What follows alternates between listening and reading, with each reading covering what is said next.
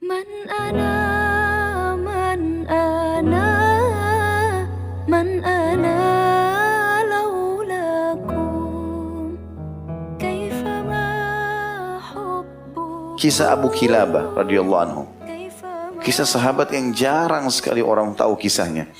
Tapi saya tidak membahas dari awal kisah beliau, kisah awal pada saat mau meninggal dunia. Kisahnya adalah ada seseorang dari salah satu orang soleh pada saat itu, tidak disebutkan namanya siapa. Dia lakukan perjalanan jauh dari satu kota ke kota. Kemudian dia berhenti di sebuah tempat padang pasir yang luas, gak bertuan, gak ada orang di situ. Dia capek, dia haus, dia ingin mampir. Ada orang gak? Cari kiri kanan gak ada. Sampai dia jalan-jalan, temuin ada satu kemah rupanya. Dia pikir ini mungkin kemah orang Badui, bisa dia mampir di situ. Dia mampir, dia ucapkan salam. Rupanya ada orang jawab salam dari dalam. Setelah dia salam, Assalamualaikum, dia jawab Waalaikumsalam. Kata. Dia bilang saya masuk, orang ini ceritakan. Dia bilang saya masuk di kemah itu. Begitu saya masuk di kemah itu, saya temukan ada orang yang belum pernah saya lihat ada orang separah itu.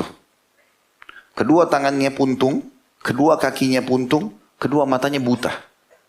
Tertidur di atas tanah. Tikar sudah sangat tua. Di padang pasir sendirian. Kemahnya pun sudah sangat tua.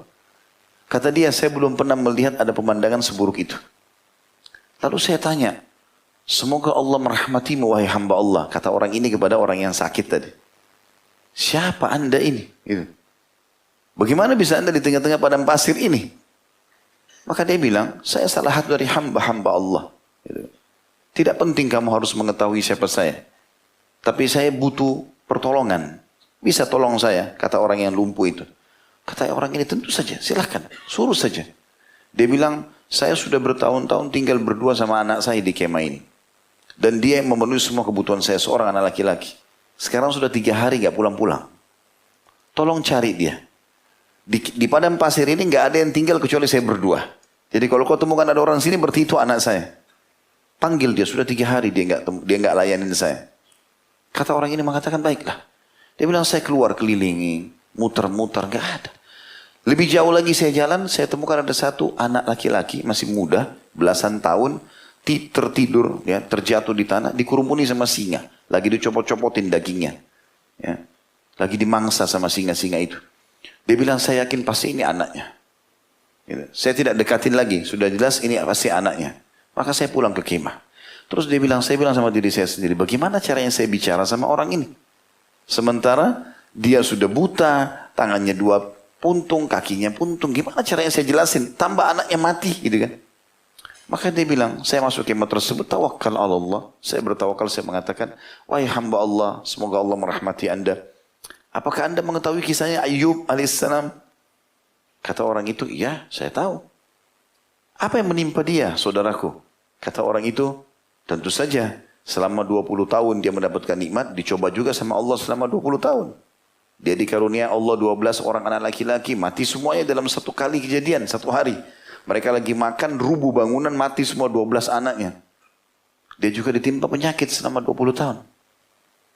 Lalu kata orang ini, jazakallahu khairan, semoga Allah balas anda dengan kebaikan. Lalu apa yang terjadi dengan Ayub?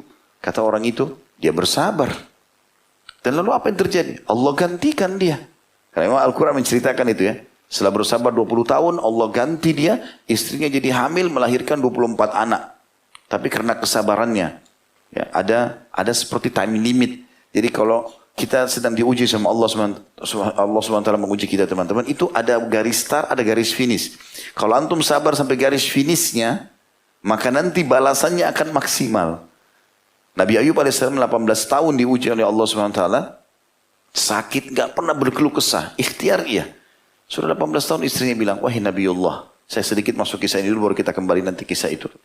Dia bilang, wahai Nabi Allah, mohonlah kepada Allah Subhanahu Wa Taala untuk menyembuhkan anda supaya anda bisa berdakwah. Sekarang sudah sekian tahun, 18 tahun tidak berdakwah, tidak ada orang yang bisa mendekat, takut karena penyakit ini menular.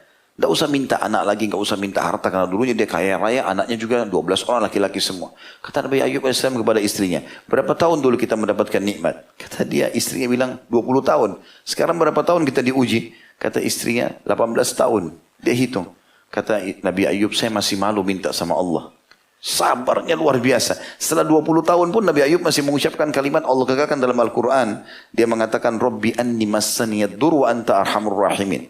Wahai Tuhanku, engkau telah menimpakan kepadaku cobaan. Dur ini kayak penyakit. Tapi kau zat yang maha penyayang. Artinya seakan-akan dia mengatakan, ya Allah kalau kau sembuhin saya terima. Tidak sembuhin pun saya jalani. Pasrahnya luar biasa. Sampai ada dikenal dengan sabar Ayub. Sabarnya luar biasa gitu. Kita kembali ke kisah tadi. Orang ini mengatakan, Jazakallahu khairan. Maksudnya sudah faham nih. Kayak seperti itu. Kalau begitu berharaplah pahala di sisi Allah SWT sebagaimana Ayub berharap. Karena aku menemukan anakmu sudah dimangsa oleh singa. Dia bilang orang ini, saya yakin orang ini mungkin akan teriak, akan nangis. Dia tersenyum lalu dia mengatakan, Inna lillahi wa inna ilaihi raji'un. Alhamdulillah. Kata orang ini, kenapa anda bilang Alhamdulillah? Bagaimana bisa mengucapkan Alhamdulillah? Apa yang anda syukuri ini? Kata dia, Alhamdulillah. Anak saya telah mendahului saya menuju ke surga.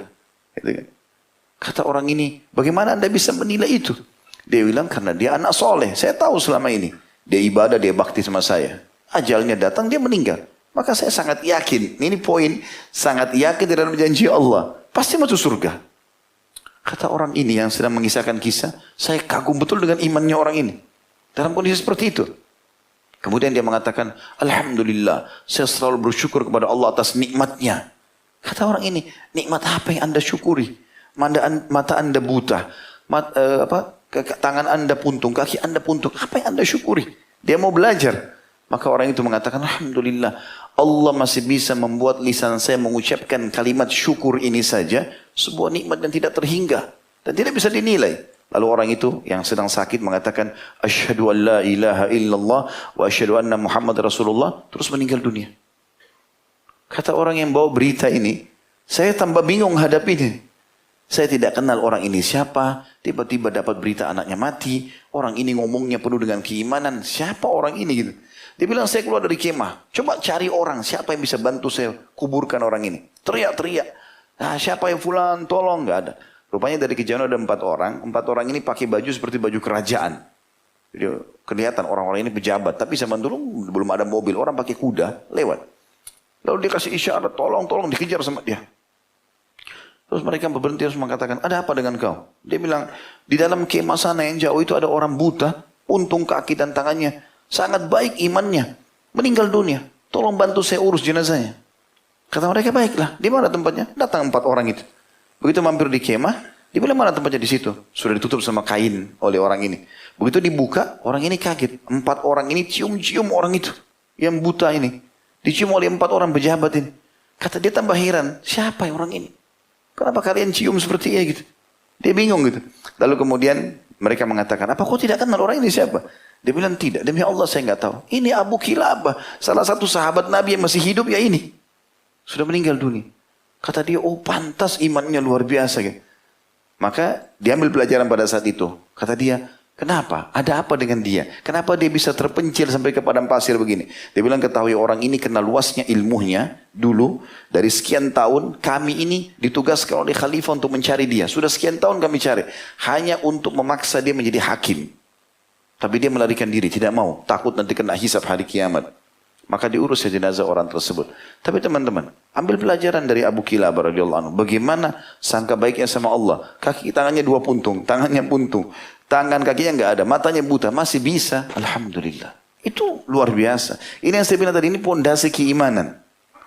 Kapan kita arungi kehidupan muka ini teman-teman, dengan sangka baik seperti ini sama Allah, pasti semuanya jadi baik kehidupan kita.